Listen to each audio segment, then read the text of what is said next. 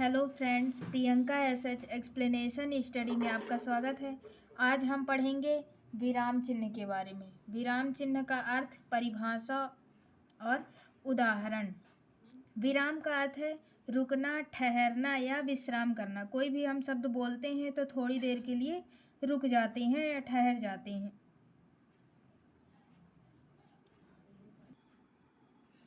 परिभाषा है वाक्य के मध्य तथा अंत में विराम को प्रकट करने के लिए लगे निर्धारित चिन्हों को विराम चिन्ह कहते हैं। कोई भी शब्द हम बोलते हैं उसके बीच में या अंत में मतलब लास्ट में एक विराम चिन्ह लगाते हैं। उन्हीं के अनुसार हम निर्धारित करते हैं कि क्या बोला जा रहा है और क्या कहा जा रहा है। इन्हीं को हम विराम चिन्ह कहते हैं। प्रमुख विराम चिन्ह इस प्रकार हैं। पहला है पूर्ण विराम। पूर्ण विराम का चिन्ह इस प्रकार का होता है। अर्ध विराम ऐसे होता है। विस्मयादि बोधक, उद्धरण चिन्ह, कोष्टक, हंस पद। अल्प विराम, प्रश्नवाचक चिन्ह, निर्देशक चिन्ह, योजक चिन्ह, लाघव चिन्ह। पहला है पूर्ण विराम चिन्ह। प्रश्न सूचक वाक्यों को छोड़कर सभी प्रकार के वाक्यों के समाप्त होने पर पूर्ण विराम प्रयोग किया जाता है। कोई भी हम शब्द बोलते हैं, बस प्रश्नवाचक शब्द नहीं है और बाकी कोई सा भी हम शब्द बोलते हैं उसके समाप्त होने के बाद ही हम पूर्ण विराम चिन्ह लगाते हैं। जैसे आसमान में बादल छाए हैं, ये बात पूरी खत्म हो गई है इसलिए इधर पूर्ण विराम चिन्ह लगाया गया। रमन विद्यालय जा रहा है, बात खत्म हो गई इसलिए इधर पूर्ण विराम चिन्ह लगा। फिर दूसरा है अल्प विराम चिन्ह। अल्प विराम चिन्ह का प्रयोग बहुत कम अधिक तक रुकने के लिए वाक्यों के बीच में किया जाता है। कोई भी हम शब्द बोलते हैं तो थोड़ी देर के रुकने के लिए अल्प विराम का प्रयोग किया जाता है। जैसे 5 मार्च, थोड़ी देर के लिए रुके, अल्प विराम का चिन्ह लगा है। फिर 2018 पूज्य पिताजी, प्रिय मित्र सुगम, यहाँ बीच में अल्प विराम का चिन्ह लगा हुआ है। फिर तीसरा है अर्ध विराम चिन्ह। पूर्ण विराम से आधे समय रुकने के लिए अर्ध विराम का प्रयोग किया जाता है।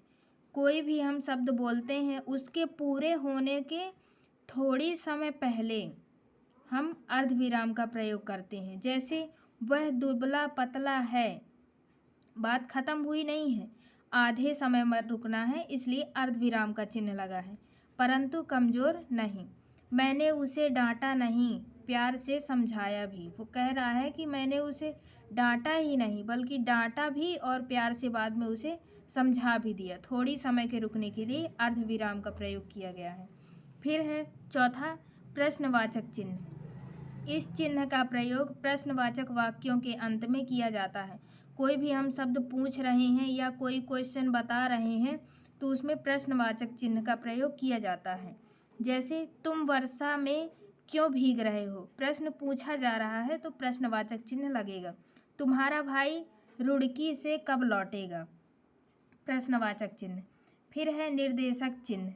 किसी के बोले हुए वाक्यों को लिखने के पूर्व कहना, बोलना, बताना आदि क्रियाओं के बाद तथा निर्देश देने वाले वाक्यों के बाद निर्देशक चिन्ह का प्रयोग किया जाता है। जैसे हमारे राष्ट्रीय पर्व गणतंत्र दिवस, स्वतंत्रता दिवस और गांधी जयंती।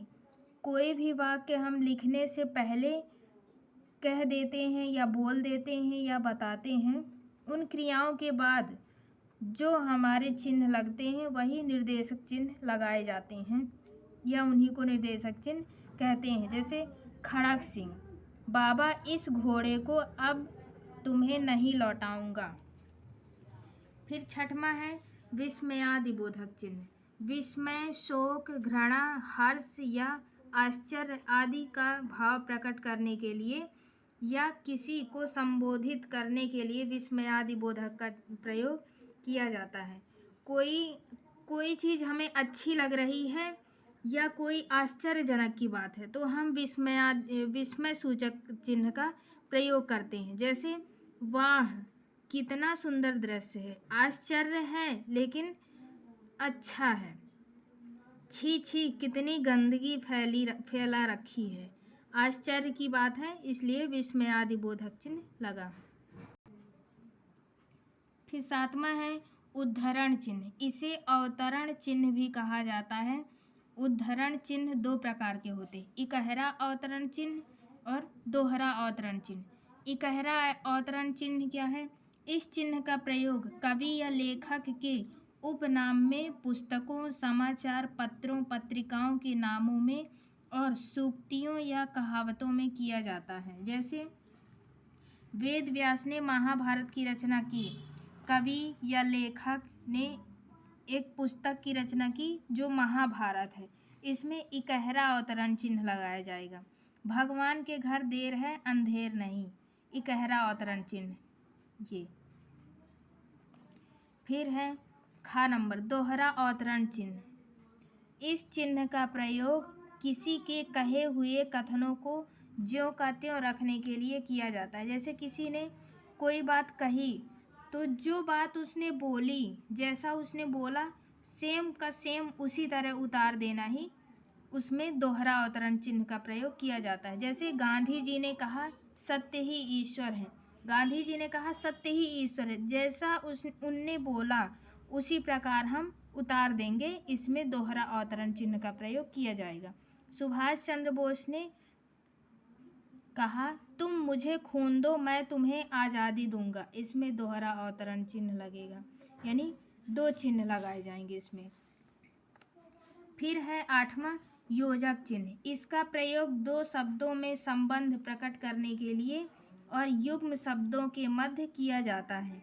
जैसे रात दिन, 2 शब्दों के मध्य संबंध प्रकट हो रहा है, रात और दिन, इन दोनों के बीच में योजक चिन्ह लगाया गया है। भूखा प्यासा, इन दोनों के बीच में योजक चिन्ह। उठते बैठते, माता पिता, चलते चलते, देश विदेश आदि, इन सभी में योजक चिन्ह लगाया जाएगा। 9वां है कोष्टक चिन्ह। कोष्टक का प्रयोग अनेक स्थितियों में किया जाता है, जैसे क्रम सूचक अंकों व अक्षरों में। जैसे प्रश्न संख्या 1 नंबर का का, खा, गा, और 2 नंबर का खा और घा, और 3 नंबर का अंगा और चा का उत्तर दो, इन सभी में कोष्टक लगाया जाता है। अर्थ स्पष्ट करने के लिए, जैसे बच्चा मुस्कुराते हुए, बच्चा मुस्कुरा रहा है, कल फिर आना भैया, उस बच्चा कह रहा है मुस्कुराते हुए कि कल फिर आना भैया, तो मुस्कुराते में हम कोष्टक लगाएंगे। हमीर भगोड़ा यानी भागा हुआ, भगोड़ा है का अर्थ है भागा हुआ, तो हम कोष्टक के अंदर भागा हुआ लिख देंगे, तो इससे ज़्यादा सही स्पष्ट समझ में आएगा।